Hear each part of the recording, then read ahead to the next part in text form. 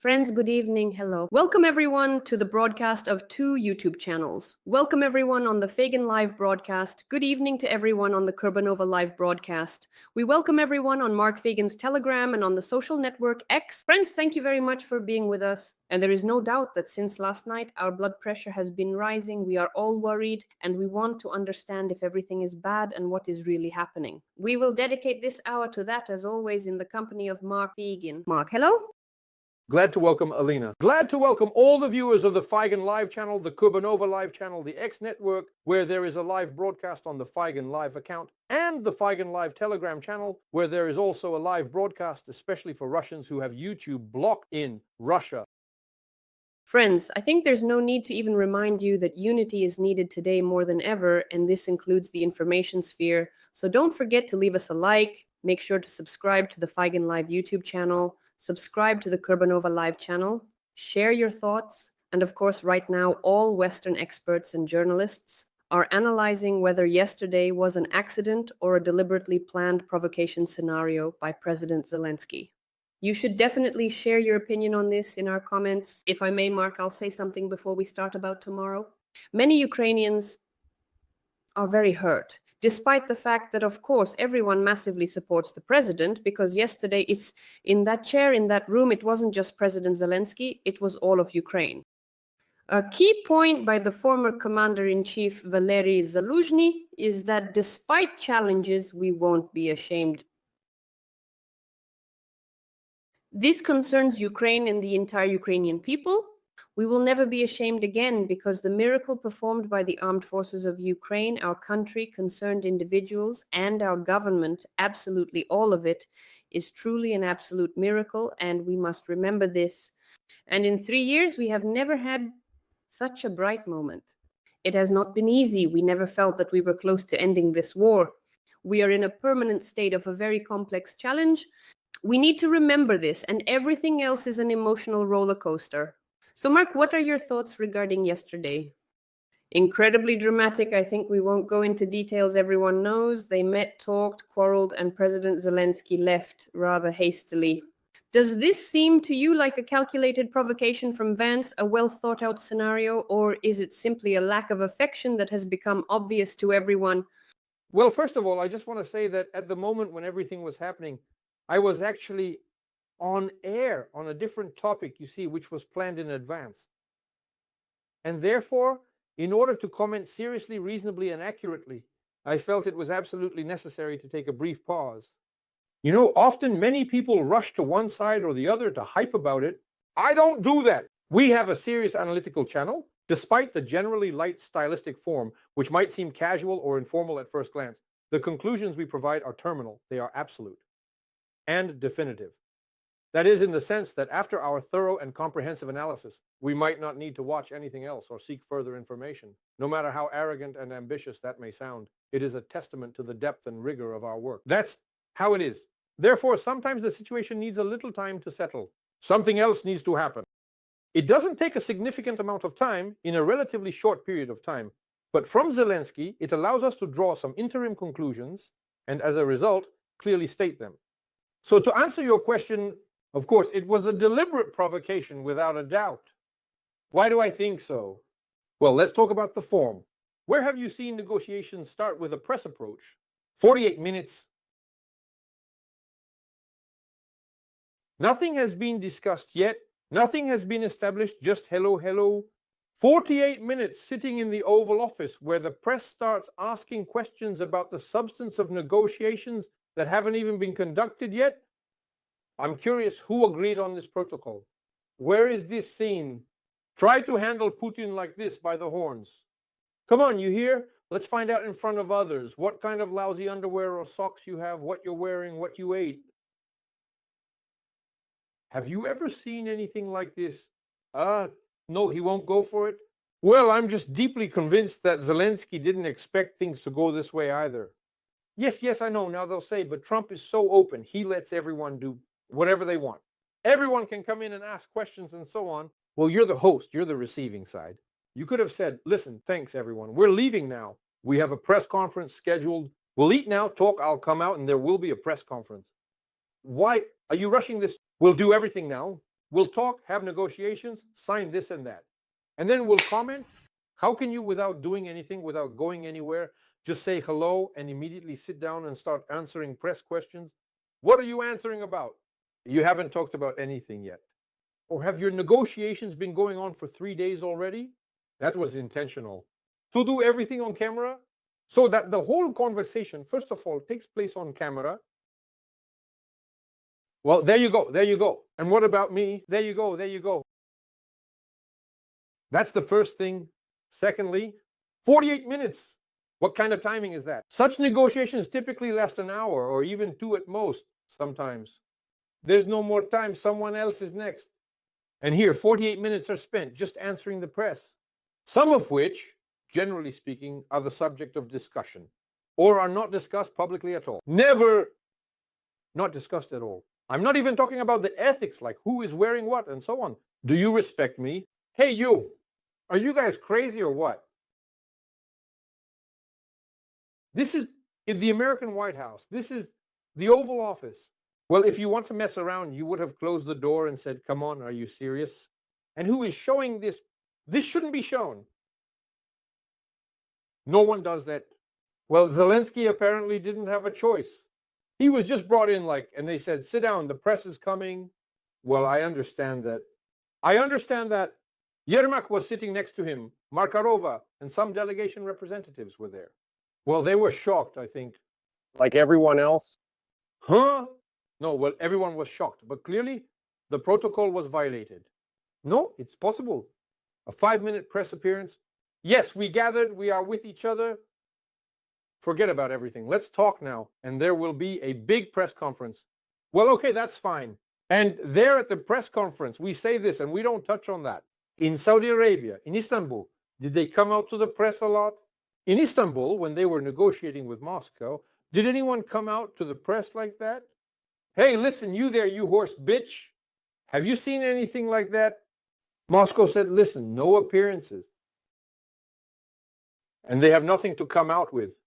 Well, yes, of course, that's all. Do you perhaps feel the difference? And why was all this done from the start here? No other explanation except that they wanted to. Maybe there could have been some other result. They allowed for the possibility that it would be one another, but the fact that it was done publicly, was done by the American side, that's for sure. We are open, we have nothing to hide. So answer, what do you say? It was clearly a conscious decision. So to say that, it just happened. Oh, a squabble along the way and it all started so well. No, that's not how it works. Second marker. And why? When two presidents are talking, even answering the press, does the vice president intervene? Well, say it. He says, do you respect us? Why are you so ungrateful? Well, you understand, if you approach any person, they will bow from morning till night and say, why are you so ungrateful? Hey, you. But you will enter into a mode of argument. Did Pence do this at Trump's suggestion, or did they decide it together? Well, I don't know that. It could have been this way or that way or another way, but there couldn't have been any other reaction. Because in a warring country, its president, its commander-in-chief for a moment, must uphold his authority. Soldiers in the trenches should not feel that they are defending a coward, who could certainly indeed bow to either one or the other. But in reality, it doesn't work that way. The commander-in-chief cannot be humiliated. Then what are the soldiers in the trenches dying for? And humiliation was part of this plan. Part of this plan was to humiliate Zelensky. It didn't work out. By the way, they might have allowed for the possibility that it wouldn't work. What was the goal pursued? Either Zelensky would have given in. Oh, yes, we agree to everything. We'll sign everything. We'll do everything. By the way, what are we signing? If we're not talking about rare earths and security guarantees, then what are we signing? What peace plan? Where is Trump's plan? What exactly is he supposed to sign? What is Zelensky supposed to sign? Tell us what to sign. What is the plan? If Trump had announced a plan with, say, 5 points, would you agree with it? At least it could be discussed specifically, but I still didn't understand what's inside. And then it became clear. It was said, so you don't want peace? You don't want a ceasefire? What kind? Is it a mutual ceasefire or a unilateral one? I want to ask. From the context, maybe someone understood, but I still didn't get it. There would be a peace plan that provided for a mutual ceasefire, but only then could questions be asked. Listen, Moscow stops firing and you stop firing. They stop advancing and you stop advancing. And here you are for a ceasefire.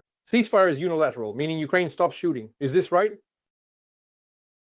And if I'm not misunderstanding, then where is the plan? Or maybe there is only one plan. There is one plan. It's the Moscow plan, which I can state again, but I think I repeat it in every broadcast. Everyone knows. It's the Istanbul Agreement plus demilitarization. Leaving an army of 50,000, giving up 4 regions within administrative borders, lifting all sanctions, non-aligned status, and the whole package. Maybe Trump will support this plan specifically. He even said, and he says, are calling each other now. We're calling each other, and he used plural form of satellite. This surely turns out to be not just once. Remember, everyone argued, and Fagin doesn't know anything about him calling. But he himself says all the time that he constantly calls him. And do you know, is anyone present? And why don't they call each other for the press? Hello, live broadcast, let's talk. Why do they talk secretly and confidentially there, but with Zelensky they talk publicly? Well, where's the logic in that?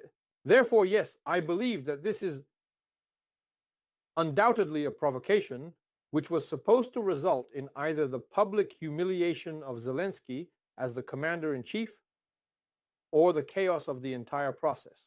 Agree to Moscow, it's your only way out. Otherwise, you wouldn't last 2 weeks. Well, Zelensky argued, I've already heard about the 3 days. And why? Shouldn't this have been irritating? It's normal. It was supposed to be irritating. Well, who said that? Meaning, well, that's good, Aliona. Would Ukraine have fallen in 2 weeks? And can it fall in 2 weeks now? Well, I'm just curious. No, of course. It's all absolutely... Wait, these markers, why use these techniques? Then, if it's not a provocation, why are you doing this? Sorry, I'll add that they endlessly demand that Trump be thanked for the help provided to Ukraine. You didn't give $1, not a single bullet. It was all done by the one you hate. Where it benefits him, he says that we supported you for 3 years. So it's really your predecessor, about whom you say that everything is because of him. Well, where is the arrival here? That is, where it's needed, the arrival is about money, it exists. But when it comes to supporting Ukraine, the arrival is not needed here. Pay us back for what? Were the funds given under the condition that resources would need to be repaid? Have you heard this anywhere in the past 3 years? I haven't seen this even once. Various funds were given, even a long-term loan was discussed, something else, but no one said, you would give us 500 watermelons worth of resources. Well, there wasn't anything like that. So what they wanted in case Zelensky behaved differently. And what would they say? Well, look, he doesn't want peace. That's what they said. It's you who doesn't want peace. Look, Putin wants it, but you don't. And that's why there won't be peace. Well, that's what they were saying. If one person doesn't agree, as Trump said during his election campaign, that person will be punished. So it turns out now Ukraine needs to be punished. It's Ukraine that disagrees. And we want to ask, what does Putin agree with? Zelensky doesn't agree with the surrender of Ukraine as such. So what does Putin agree with? So to make peace on his own terms, 4 regions, this. Why constantly discuss something that no one knows? What kind of peace? Peace in general, or what? Under what conditions is this peace? No, well, okay. Trump said, I have a plan, but I won't tell you. There will be an inauguration. I'll win the election. Something else, I'll reveal it. He last promised to reveal it at the Munich conference. Keller talked about it, then he disavowed it. Where is Trump's plan? Or does he mean, and I repeat, Moscow's plan? But we know this plan, it is unacceptable. Everyone has already said this. No, that's not it. This won't work. This won't happen. This plane won't fly. What plan does he have? What are you agreeing to? Ask Zelensky what he agrees to, presenting him with a specific point. Do you agree with these points? And if you're not ready to present this point, then why are you asking him? First, present these points to him. Do you agree with this, with that? Well, personally, I didn't understand what ceasefire is being talked about.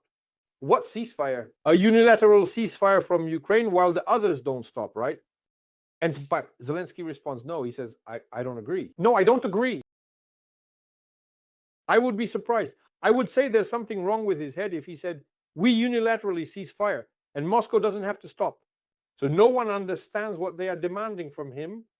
And this is part of this provocative plan, because now the administration will say that Zelensky does not agree with peace. Plus, there's this thesis about being insulted. I want to understand again, what do they mean by insulted? It turns out, in their view, insulted means contradicted, objected, did not agree with what Trump was saying. Do this, and we gave you money. And without us, you don't have any cards in your hand at all. So, if you don't agree, if you raise any objections, then you're an ungrateful and inconsiderate brute, and you insult everyone with your behavior in any way. Actually, Zelensky came to sign, in general, quite a burdensome agreement on resources, where he mentioned, we never saw this document. There is a clause about security guarantees. And how could this clause not be there if you have concluded an agreement on security guarantees for Ukraine? That's also quite interesting. We, he says, do not provide security guarantees, says Trump. This is already a concluded agreement. Well, yes, it implies post-war obligations. I agree. But such an agreement already exists. Could it be part of a resource agreement? Well, of course. You concluded it, you signed it. And this, he says, Biden signs. So what's beneficial is, okay, even if Biden did it, and what's not beneficial, that's Biden's, and everyone refers to him for that. Well, wait, then where is the continuity in American policy? It doesn't matter who is in power. Today it's a Democratic president, tomorrow a Republican one. But if, interestingly, in 4 years, Trump loses the election and let's say an outspoken transgender Democrat comes to power, whom they, so to speak, can't stand. Well, I'm exaggerating extreme situations. What the transgender must do, we will demand from them the commitment that either Biden or Trump made to ensure they adhere to it. They can review it, but there is an existing procedure for that.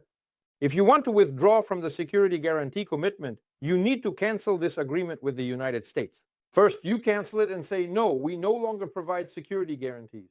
Canceled. And how is it otherwise? And I don't provide, he says, guarantee commitments. Then why did you take on these commitments? Then give us back 500 billion. But you didn't ask for 500 billion before. This is still a subject for future discussion. When sovereignty is ensured in Ukraine, you will be able to extract and return your money, or then you are going to extract resources, regardless of who will be there, Ukraine or Russia. But that's a completely different story. A completely different one, meaning the legitimacy of Zelensky, I repeat another thesis, is sufficient for him to make agreements on resources, but for signing a peace agreement, since he does not want to sign under such conditions against Ukraine's interests, elections need to be held. You're illegitimate, you're a dictator. So, in the morning, he's a dictator, and by evening, he's no longer a dictator, which is also interesting. Tomorrow, he'll be a dictator again. Something's unclear. You need to decide either one way or the other. This is also an indicator of the unseriousness and inconsistency of the assessments. Well, you either choose one or the other. Indeed, continuing from what you said, here is McFaul, the former ambassador, former national security advisor, yes, a Democrat, Stanford University professor, everyone knows him, published a really insightful post where he asks, what should Trump be thanked for? If we're talking about gratitude to Trump personally. With Trump's arrival, the path to NATO for Ukraine was definitively closed. Should he be thanked for that? He said, forget about NATO several times, not just once. Furthermore, he says he is not an ally, but a mediator. Should he be thanked for that? I'm just a mediator. I'm between countries. So before there were allies and now a mediator. Should we thank them for planning to reduce arms supplies? For the resolution where Moscow is not recognized as an aggressor? Proposed by the current Trump administration. Should we thank them for that? For what exactly should Zelensky personally thank Trump? He finds 5 weeks of power. For what specific action should Trump be thanked? We should thank for the supplied weapons for 3 years of support, like Biden did. It wasn't Trump who did that. He says, Obama gave sheets, I gave javelins. Well, let's be honest, those javelins that were given, they were just sitting in warehouses, they weren't used, there were big restrictions. And there were very few of them. And the main military aid really started with the onset of the war. Well, on the eve of the war, Biden had already started providing some weapons. Not significantly, but it got better from there. Well, better in this case. So what exactly should he be thanked for? Personally, Trump, maybe he does deserve some gratitude. But specifically, personally, for what exact action should Trump be thanked? Regarding these thanks, well, listen, he leaves for Fox News. And there he expresses gratitude again, thanks to America, the American people, the changing American administrations. We thank everyone, and so on. Zelensky, in my memory, has repeated this dozens, if not hundreds of times. CNN calculated that recently 33 times, not all at once, but in various interviews and conversations, Trump was personally thanked 33 times. So the problem is not with the gratitude, but the problem is with the unwillingness to cooperate. Because he doesn't want to do what Trump wants from him. And what does he not want to do? I already mentioned it above. To sign the agreement in Moscow's version, because we don't see any other agreement, a peace agreement. If we repeat once more, Trump made his plan public, saying, look, 5 points, a demilitarized zone with European contingents, Britain, France, Germany, who said yes. The possibility of using their contingents, yes. So along the line of contact, a halt, and de facto along the line of contact remaining under Moscow's control with the occupied area, okay? Next, the third point, Ukraine's non-aligned status, but one that does not allow through actions of security agreements the resumption of war at any moment when Moscow finishes at least these 3 points. I am sure that this would be taken seriously here and with a high degree of probability publicly. Indeed, publicly, Zelensky would agree to this. But no, it's not about that. What is it about?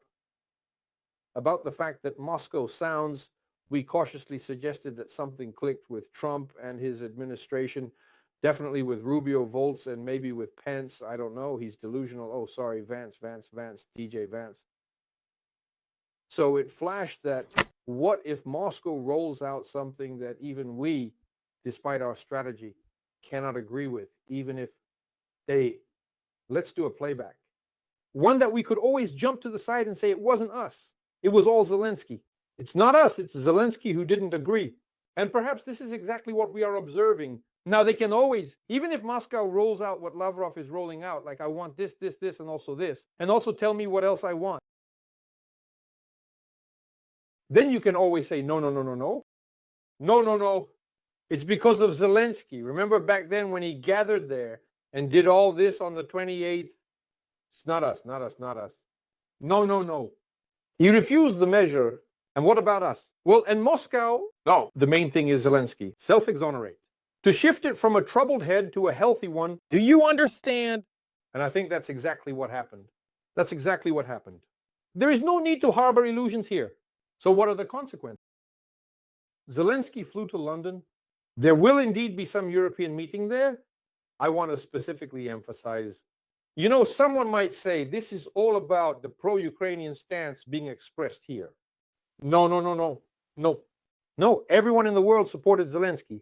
The majority, about 3/4, I don't know, of European leaders stood up, from Meloni to Tusk. And of course, Macron, who published that Ukraine is a victim of Russian aggression, and Starmer, everyone sided with Zelensky. Well, hold on. How come American representatives sided with Zelensky? So why does someone think this is some private opinion of leftists, transgenders? I don't know. It's all over the place now. Who told you that? A significant portion of European politicians, German, French, British, supported Zelensky, not Trump. Why is that? I have a rhetorical question. Why did they do that? Because they are all consolidated against Trump. Trump is great, and they are all crap. Or maybe the reason here is, generally speaking, political, ethical, strategic, globally historical, consisting of one simple thing, that Trump chose a deal with the devil and in favor of the devil, so that everyone understands, in favor of the devil. And no one wants to sign under that. No one wants to bear responsibility for that in the future. Later, when asked, why did you do this? Oh, I know you. Oh, I didn't understand. I didn't know. We thought, after all, Putin promised us, he said he wouldn't do that. No, we're asking you, why did you do this? No. It wasn't me, not me. It was Zelensky. It wasn't us. Do you understand how it's an amazing thing? And suddenly European politicians still supported Zelensky. He flew over there, and now there will be, of course, one meeting after another. It won't be just one. Yes, the year 2025 will be extremely difficult for Ukraine. I don't know if Trump will manage to quickly ruin the military aid situation. He will try to do it, but it's still Congress's aid. Perhaps new aid for the next year will not be allocated, or it will be somehow cut, or something like that. Unless there is an important strategic change, when this strategy of Trump's alliance with the Kremlin, with Putin, is destroyed, which is also possible, we cannot rule that out, because everyone has fallen into a kind of coma. It's premature. Trump, through his actions, consolidates his opponents. I mean, on an international scale, but also within the United States. This is very important. I don't understand why Trump acts this way, especially from the perspective that you are increasing the number of your enemies, opponents. That is, you are not creating allies. His allies are now the same. The Kremlin, Orban, and the like. And for some reason, he thinks he can do without Europe. Europe is an enemy.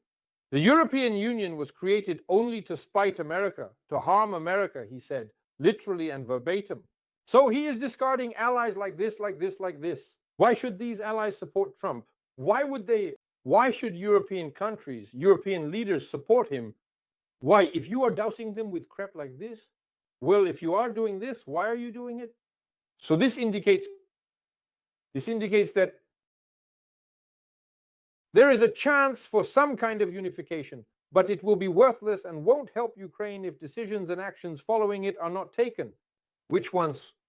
Let me list them all so everything is clear. Indeed, the decision to implement the plan to deploy European contingents on Ukrainian territory, even now, before any peace agreements, does not necessarily mean they should be directly involved in the war with Moscow. The creation of safety zones, a no-fly zone, and then remain completely silent if Ukraine now officially announces the complete removal of its non-nuclear status, not just non-aligned status, great, but also non-nuclear, let us proceed in this manner. But it would be better to conduct underground nuclear tests to show a certain number of warheads. As a result, this would have a different effect. It would create a significant effect where, well, what to do about it ultimately. Right, Mark. The last thing we have left from America, which we don't have, is sanctions. Let them also hit us with sanctions. I repeat, hold on. First of all, sanctions are not imposed just like that. That's one. Secondly, it's a strange notion of security. So it's better to get sanctions, but have nuclear weapons than to lose a war without having nuclear weapons. And then it becomes completely meaningless whether you have sanctions or not. Putin fought with sanctions. So what, and can it be considered sanctions if the supply of weapons stops, which can stop in any case, with or without sanctions? This is a matter of survival. This is a matter of Ukraine's strategy. It's up to the leadership of Ukraine to decide. I have stated my point of view, and the leadership of Ukraine may think differently.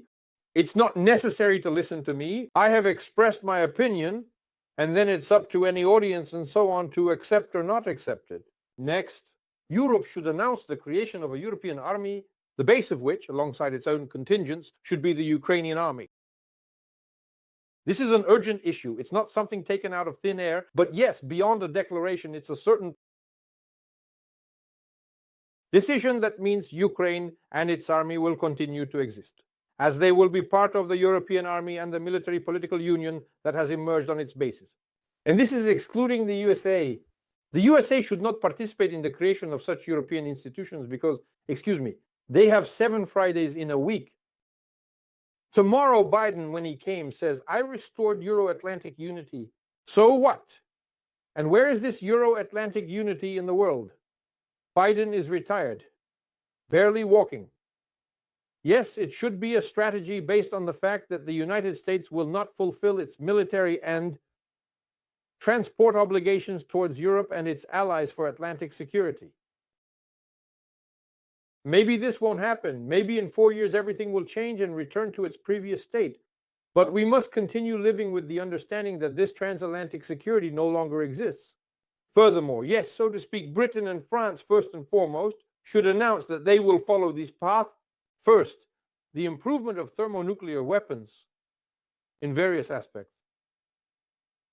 Second, they allow for the deployment of this nuclear weapon on the territories of countries that will join this unified bloc with a single European army. That is, it could be Lithuania, Estonia, or Finland. The nuclear weapons of France and Germany could be deployed in these countries. I'm not saying they will do it. I'm not saying they will listen to us. But this is a way to show that where nuclear weapons are stationed, that country is not threatened with occupation. Logically reasoning. Belarus is proceeding from this when Russia placed tactical nuclear weapons on its territory. So why shouldn't nuclear weapons be deployed on the territory of these countries? Poland, Romania, Finland, Estonia, Lithuania, Latvia have nuclear weapons in Britain and France. Not American, but European nuclear weapons with missile carriers and the full set. And as I already mentioned, yes, this is a change in the principle of climatization. 5% is no longer for NATO or anywhere else, but for themselves. Increasing defense budgets, resuming military production on a larger scale, deploying nuclear weapons, including in space, lifting restrictions on deploying weapons in space. You have a large population, a lot of weapons, a lot of manpower in Russia, and we have nuclear weapons and other means in space. You can destroy us, and we will destroy you from space, and everyone will die. That's approximately the kind of setup it should be. As for Ukraine, Ukraine will apparently have to conduct a new mobilization after all. It's unavoidable now. There will be a new wave of mobilization. I am not in a position to judge. They should be 18 years old, should be summer. Maybe they shouldn't be sent to the front line, but there should be significantly more people in military uniform. It should become 2 million. 1 million is not enough. There should be much more. Yes, of course. Ukraine needs to deal with current issues related to inefficient management systems and corruption and challenges, but this is always said and this is often reiterated. It's not clear. Nepotism and all other problems which I believe do not decisively affect defense capability and state policy. Not decisive. In wartime conditions, not decisive. But this is a significant aspect. This is a significant aspect. And the less the political leadership, soldiers in the trenches, and the population reflect, the faster results can be achieved. Do not assume that America will save us. Well, unfortunately, you see how it is now. No, well, it has always been like this. That's why this is exactly how we should act. This is the initial set. I always remind that for quite a long time in the first weeks and months, except for the British and American in-laws and javelins, they were still observing what would happen, and the Americans did not get involved immediately. Therefore, the assistance provided by Joe Biden and American taxpayers, his administration, is colossal if we consider it over 3 years. But we have already faced difficulties as well. I will make a long-term forecast on one hand, and on the other hand, it is quite possible that it will be short-term. Donald Trump will not finish his term. I am more than sure of this, that he will not be president for 4 years. Moreover, I'm not talking about the Ukrainian issue, the Russian-Ukrainian war right now. Topic number one, we must remember and understand that Americans elected an American president. American problems are not being solved, and he will be ousted precisely because of American problems. We will only be, well, like the next question of collective Western security, but his administration, seeing what Marco Rubio is saying, seeing what Waltz, Wentz, all these absolutely pathetic sycophants are saying, it's obvious that they will all be gone very soon. At the same time, we have a statement from Marco Rubio. I remind you that he is still playing the role as if he is dealing with White House administration issues around Donald Trump, the Secretary of State. He explained why Trump is cautious with Putin and said that the White House is, of course, waiting for apologies from Zelensky. So they say that they are cautious with the Russian dictator and avoid sharp rhetoric towards him, because Trump does not want public attacks to harm the negotiation process for a possible end to the Russian-Ukrainian war. You know, what would I sum up Mark's point to?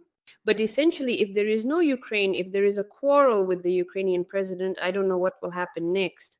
We have Duda, the president of Poland, and the NATO secretary general, who say we need to make peace with America.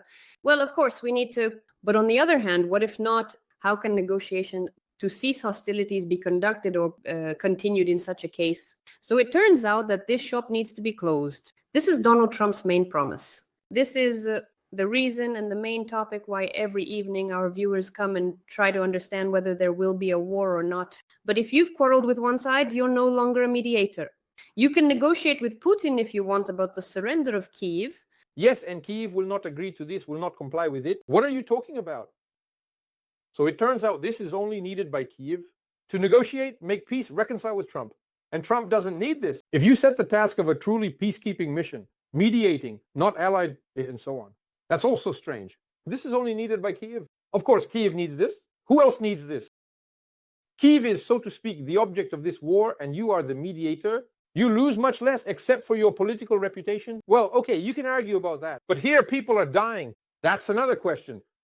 Look, it's impossible to reach an agreement if it's only about reconciling two individual persons, the president of Ukraine and the president, Well, okay, they reconcile, and then they say, now let's accept Putin's peace plan. Is that it?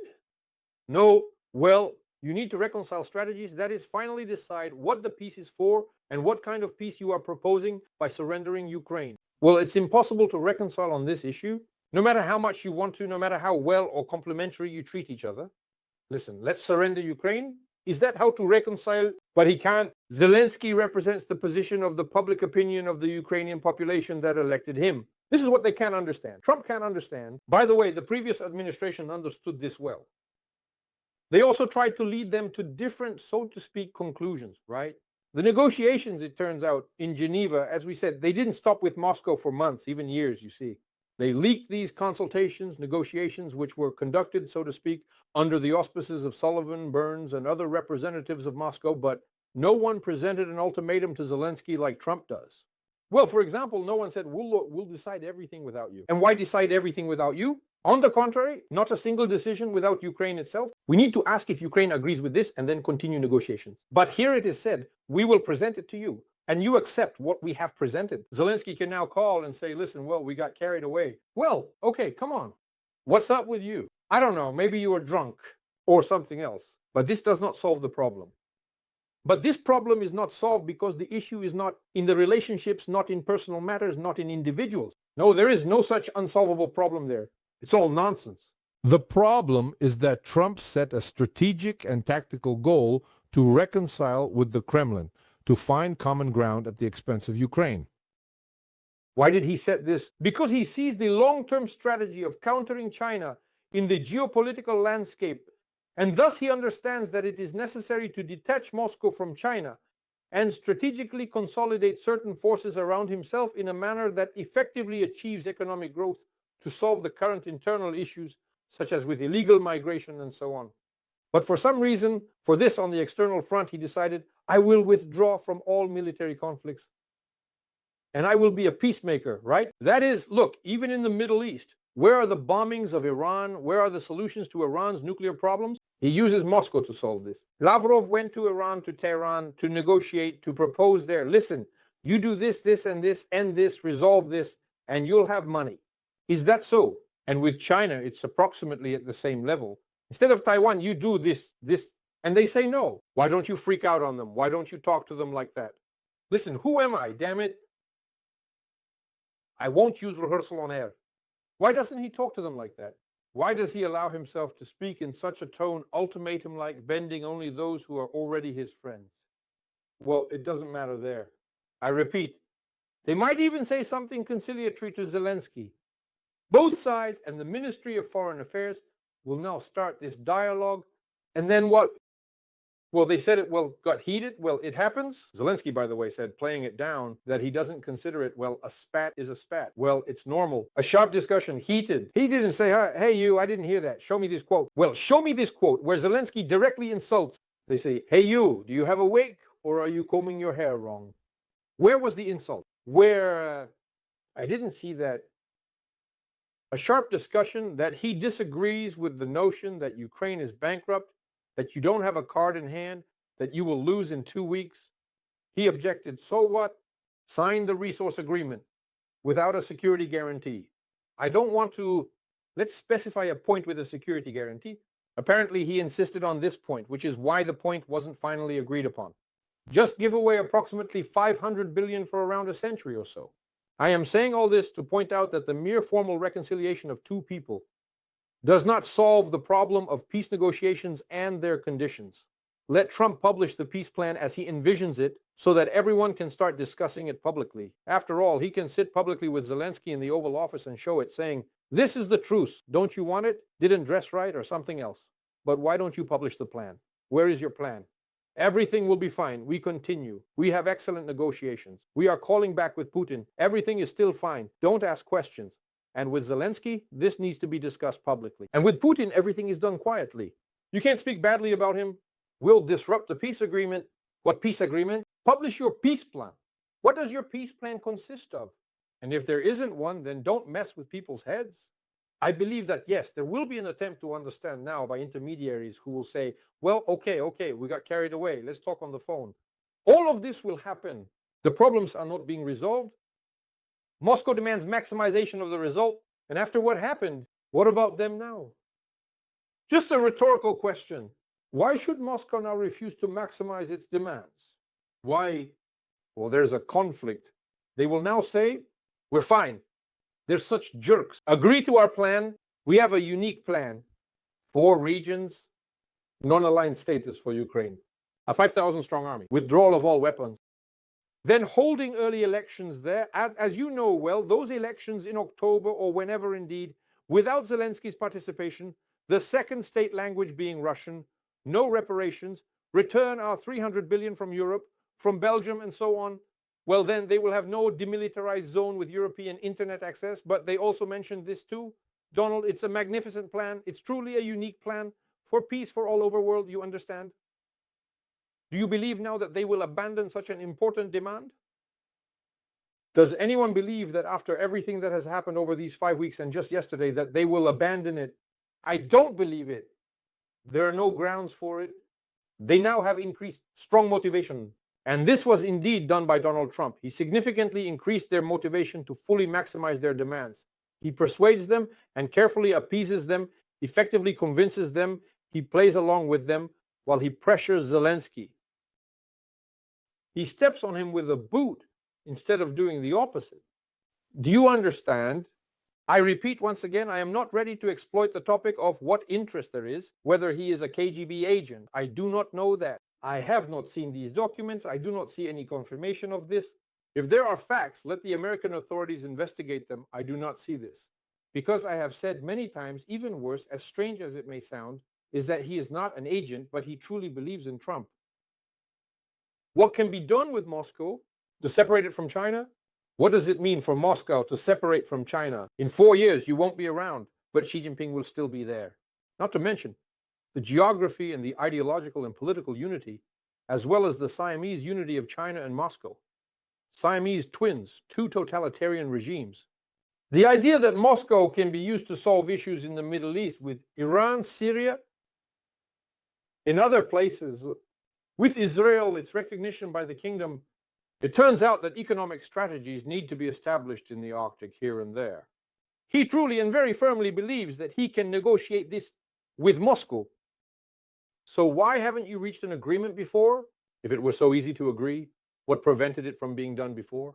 Why does he think that just because he is the king of deals, he will push this through with Putin? Well, Putin told me. Putin said he is not against European contingents. Putin said, can you imagine how strong an argument Putin said is? To which Zelensky replied, listen, he constantly told us this. He promised something 20 times in the Normandy format and elsewhere. Are you serious? Said Zelensky. He promises everyone everything. A few days before the war, he said nothing would happen. How can this be used as an argument? Putin promised, are you all right in the head? It feels like children are working here. But in any case, I want to emphasize that this is a ruinous and ultimately useless strategy. Trump will not win. Trump will not be able to implement this. This will not happen. This will not happen because of Zelensky, Ukraine, or Europe, but because what he is facing cannot be overcome through agreements. Such concessions, it is overcome by peace through strength, they talked about. And it turns out they decided to apply force to the victim, not to the aggression. That's all. I hope that yesterday was still very painful to perceive. We have always said for these 3 years that we have bipartisan support.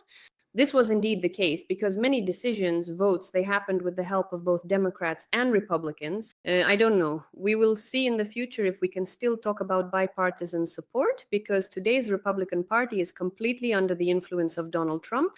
And on the one hand, it's joyful, as you already mentioned, that indeed all European leaders have expressed their support. For us, yes, Ukraine, we are with you. That was essentially the message, and the Republicans turned out to be traitors. What is impossible to understand and comprehend is, of course, for example, the position of Lindsey Graham, because this is a person we all talked about as a friend of Ukraine. He was here multiple times during the large-scale war.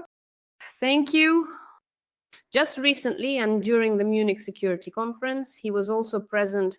So he is like a close friend of Zelensky, and he is among those politicians who, including yesterday, spoke on the side of the US president while they wrote that Donald Trump defended America. Are you out of your mind? Who attacked America? At what moment is this how you defend honor? Then I feel very sorry for you. Because later, when things get tough and you are pressured, you will break.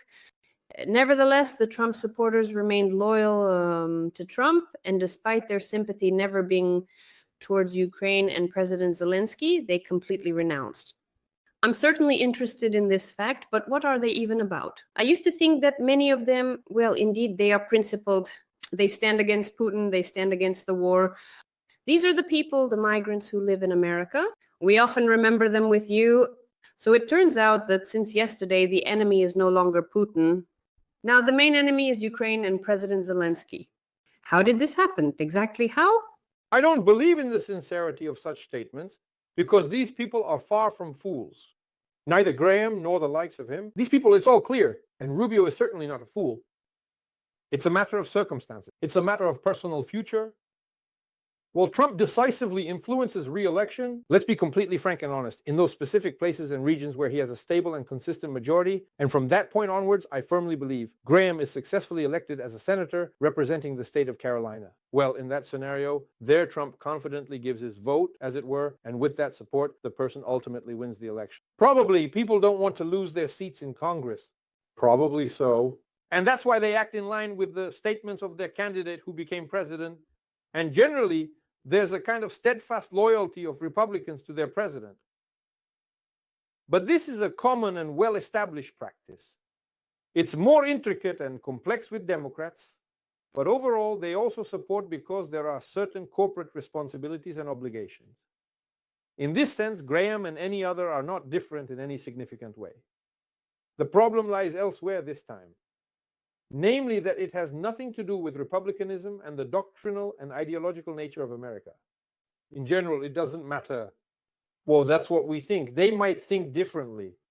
That abandoning allies, disregarding them, surrendering, this is not about America's foreign policy and not about the consistent role of the United States in the civilized world. It's about something entirely different. This isn't even realpolitik. Realpolitik essentially implied taking interests, such as economic or political, into account, prioritizing these interests over principles in decision-making processes. Over principles, but not always. It's not a universal rule. Where necessary, principles had to be defended, not interests. For the sake of, especially for the sake of interests, principles could be sacrificed for interest. And here, it's pure interest. Everywhere, pure interest. Absolutely no principles, fundamentally no ideology, no convictions, nothing. Rare earths, metals, go ahead. To Christ, go ahead. Make a lot of money, go ahead. Do you understand? Following this principle leads to a dead end.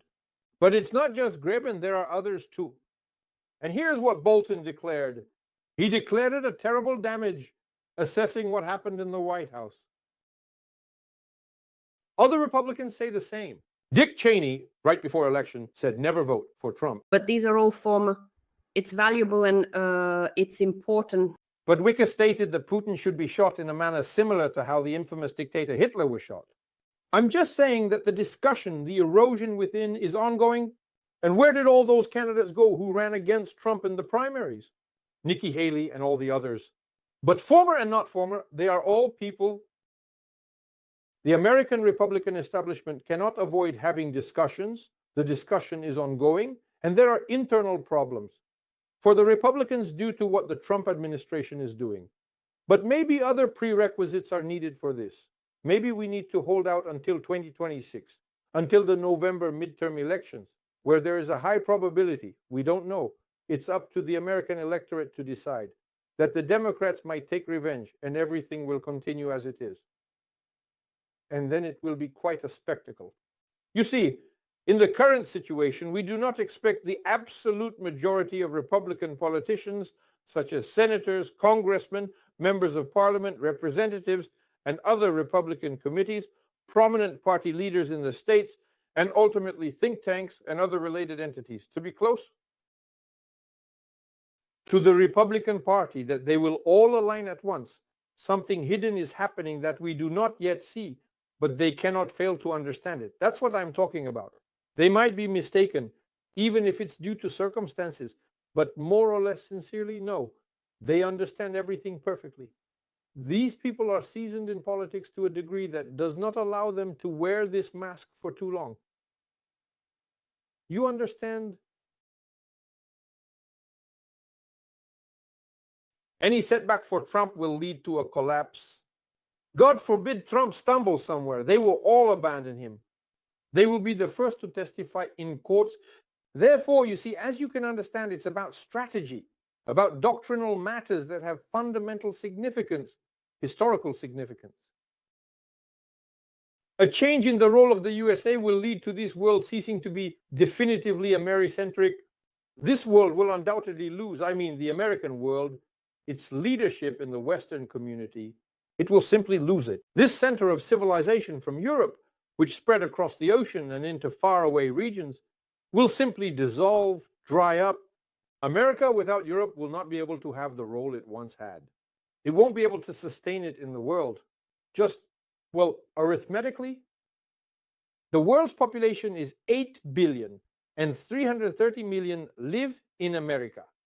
A country with, I don't know, 8 out of 9, 7 out of 2, well, what is it? 1/20 of the planet's population, 1/30 of the planet's population cannot manage the entire world. It can manage ideas, it can manage technologies, science, it can decisively influence the military sphere, be the most powerful military power. But if its leadership is not recognized, and that's much more important, there's nothing you can do about it. Everything will crumble, enter a chaotic phase, and collapse. Civilizations have perished. Rome fell. And what can be said about America? It counts decades of its leadership, not centuries, and it continues to do so with dedication. If they agree with this, and all of it is to ensure that, God forbid, I am not re-elected, then that's how it will happen. That's how it will happen. Nonsense. But there are others, yes, who convinced us that only Trump vote for him. He will stop the war. In my circle, there were also many Trump supporters living in America, Europe, and Ukraine. Elena, you don't understand. Biden is nothing. But Trump will come and end the war, and finally Ukrainians will stop dying, and he's a businessman. He'll do all this. We were endlessly sold this story, of course, with kitten eyes. We love Ukraine very much, and all the help to you. Well, today, besides those Republicans I mentioned, like Lindsey Graham, who changes his stance in the air, and not only that, as far as I understand, there's harsh criticism from those who love Trump. They apparently absolutely don't care what he will do. That is, if tomorrow Trump says it's legal to eat babies, they will say, they were waiting for this. You publish several such characters on your Telegram channel. Yes, look, I want to put an end to all these discussions because, as I often say, time itself puts everything in its place. Because I've had my fill of this crap by the cartload, so to speak, when they were telling me about the great Trump, that I'm such a so-and-so, a Soros puppet, sitting on grants in the Middle Ages. My God, if only I could see even $1 from all this, never having had anything in my life. And these people, who are they? You rightly said that they were lost. I have nothing against them. Those who believed have become disillusioned. Look at Illarionov. See how his expression changes, so to speak. And have you seen what kind of convictions he had? And there are two such clowns, two from the box. This is Weller, who for some reason continues to call himself a writer. This cross-eyed scarecrow, let me explain again. He was a Putin writer. Putin gave him an apartment on Yaroslavka. Here is a photo of him with Putin, so to speak. Throughout the 2000s and early 2010s, this comrade was constantly in administrative offices. All of this is there. People just don't want to see it. He, so to speak, praised Putin, saying that he gave us private life. That Putin, I remember, published in the new newspaper in 2011, what an attentive person Putin is. At a writers' meeting, there he is, sitting with them. And now this character, you see, was absorbing, rubbing in, sitting there in this cap. And below, I like it, yes, he's a foreign agent. They made him a foreign agent. He writes everywhere. He's afraid of having his apartment taken away. He supplies everywhere, everywhere. I was also a foreign agent before, so to speak, since April 2022. Has anyone seen my foreign agent badge? Has anyone seen my foreign agent label? They took everything from me. There's my brother over there.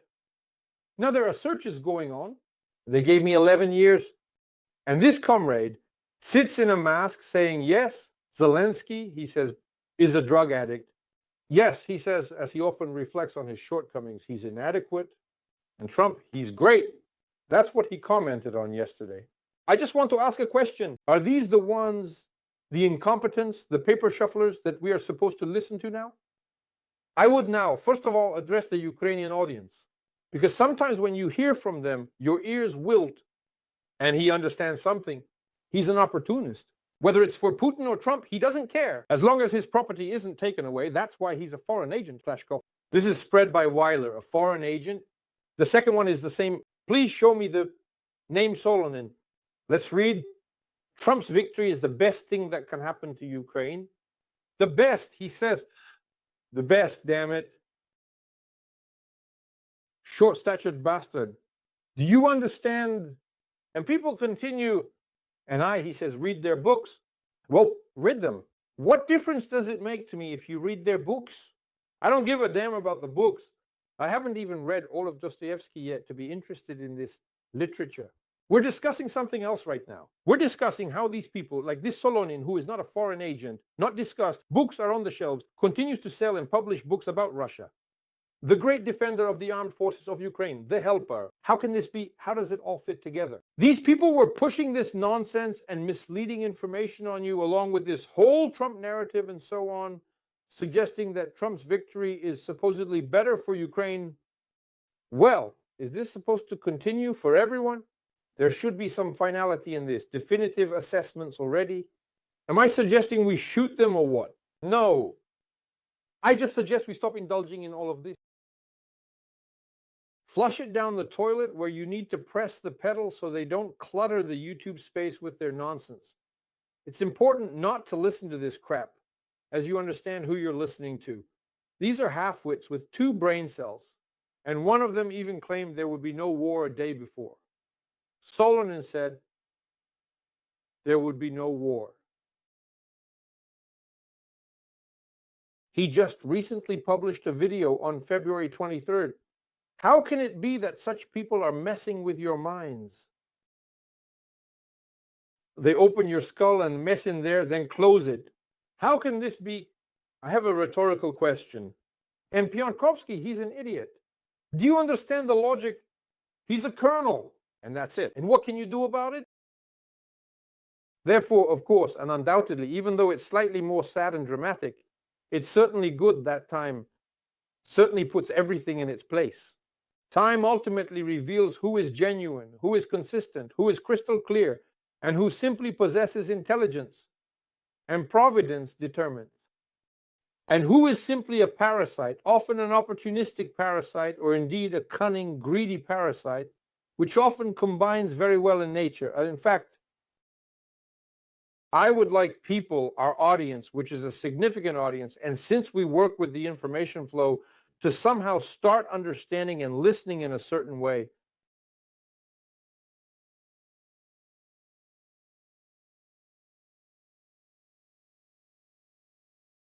Everything is temporarily verified. Everything is temporarily verified. Rewind and see what happened before. Pay attention to a person's position, how consistent they are, or if they jump around like a flea from branch to branch like a monkey. These are the defining factors. Precisely this, the presence of principles. Kant said, what distinguishes a personality? It is a person's actions in accordance with principles that distinguish a personality. And if a person is unprincipled and opportunistic, why listen to them? Why give them a voice? Well, today we indeed went over time, but it was absolutely necessary to outline all this, because we will have to conduct a very dramatic broadcast next time. Yes, dear Trumpists, if you are going to analyze our broadcast by quoting Mark Feigen's words, be sure not to forget to credit the YouTube channel Feigen Life and Mark Kurbanova Life if you are going to use these materials. I won't specify, but indeed one of the aforementioned invited me to court. Mark knows about this, a lot of time has passed, and I don't know how relevant it will be again from the representatives. But Solonin, maybe he was, excuse the expression, jerking off. Well, not knowing when to stop, of course. Well, all right, whatever. If anything, call Mark Feigen. He has nothing to lose in court. He's a foreign agent already in absentia. Everything is seized from him. He already has a life sentence. So welcome to sue him, friends. And to all our concerned viewers, as always, I urge you to support us. Don't forget to leave your like, subscribe to the YouTube channel Figan Life, subscribe to the YouTube channel Kurbanova Life. All your comments, all your emotions, I see that everything is just flying there. Thank you very much for that. Of course, we thank everyone who watched us on the social network ITKS. And on Mark Fagan's Telegram channel, friends, thank you. Perhaps not the most comfortable conditions, but you still stay with us. And of course, on Monday, as always, unless World War III starts, we will meet with you in the evening. So be sure to join us. Thank you very much, Mark, and see you soon. All the best, dear friends. Tomorrow we will see Portnikov on our broadcast. That's when the fun will begin.